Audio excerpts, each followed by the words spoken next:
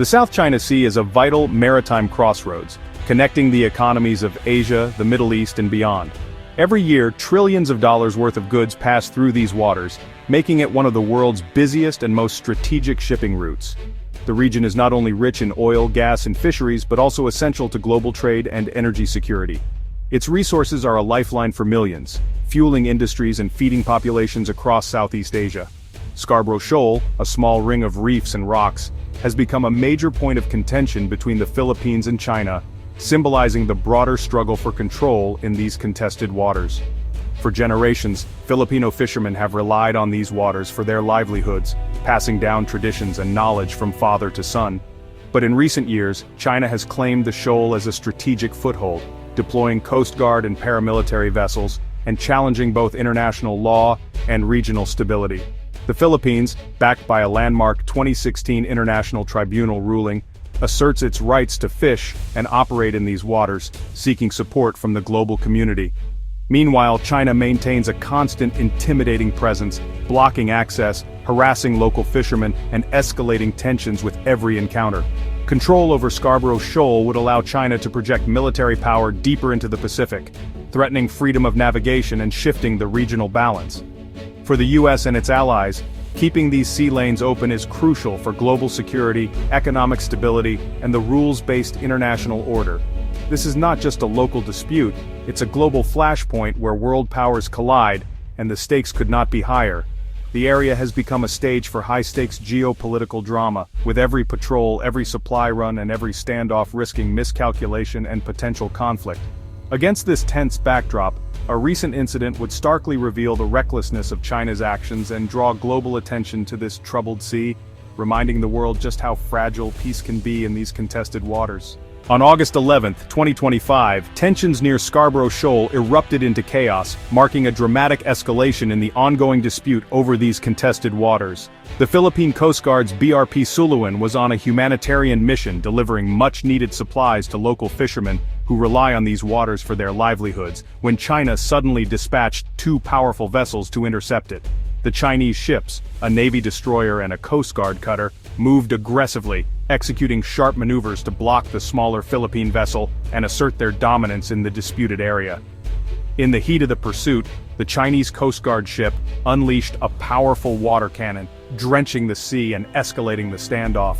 But in the confusion, the cutter made a disastrous maneuver, colliding with its own Navy destroyer in a stunning display of miscalculation.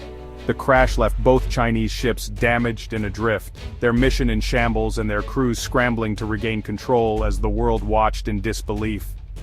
Footage from the Philippine side captured the aftermath: crumpled hulls, debris floating in the water, and a scene of maritime mayhem that underscored the risks of brinkmanship at sea. What was meant to intimidate the Philippines became a public embarrassment for Beijing, exposing reckless tactics, poor coordination, and the dangers of aggressive posturing in contested waters. A Philippine official quipped that China had learned a hard lesson in basic seamanship, turning the incident into a diplomatic win for Manila and a cautionary tale for others. The aggressive pursuit backfired spectacularly, leaving the Philippine vessel unscathed, the Chinese ships humiliated, and the world's attention fixed on the volatile South China Sea.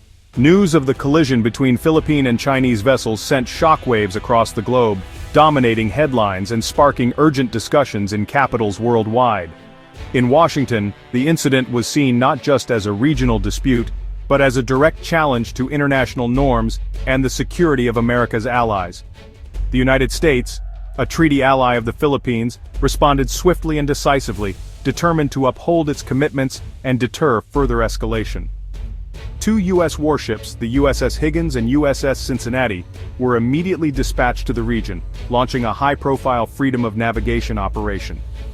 By sailing within 30 nautical miles of Scarborough Shoal, the U.S. Navy asserted its right to navigate freely in international waters, directly challenging China's sweeping territorial claims and signaling unwavering support for the rules-based order.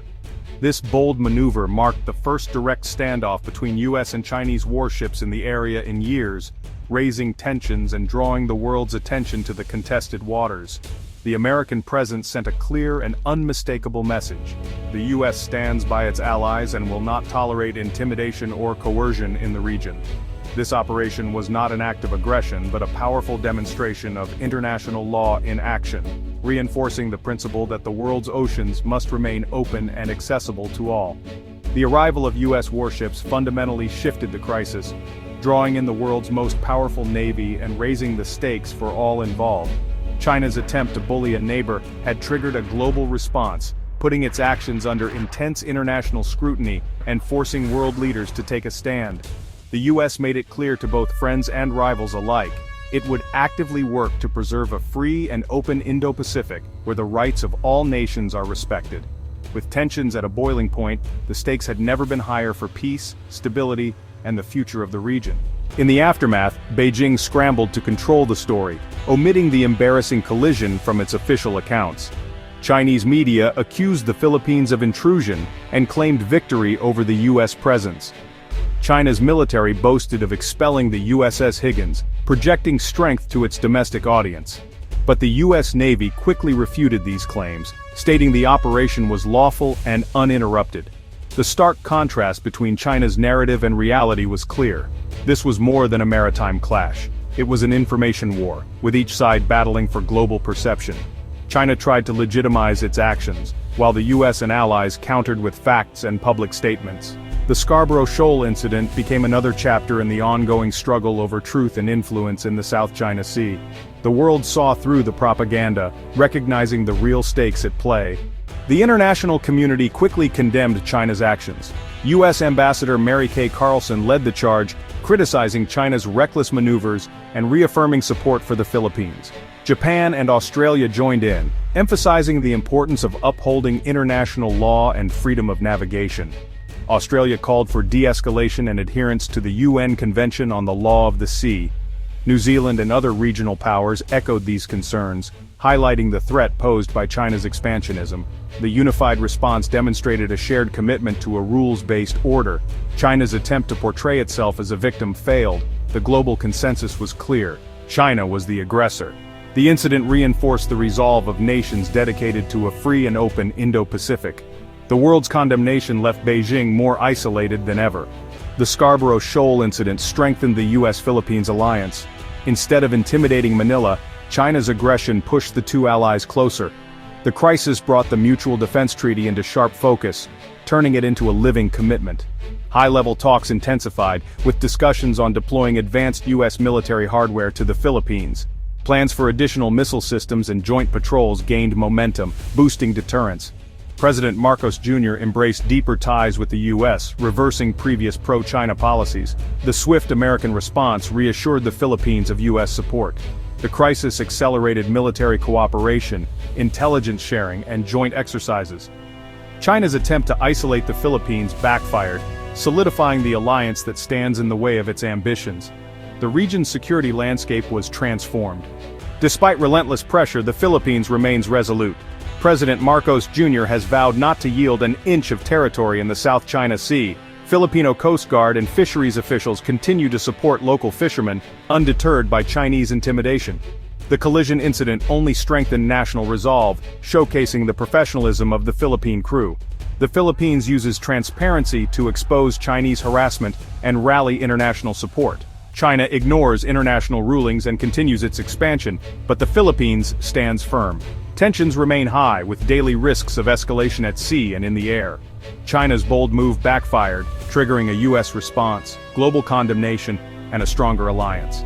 The Philippines, though smaller, stands unbowed, defending its rights with courage, law, and the support of its allies.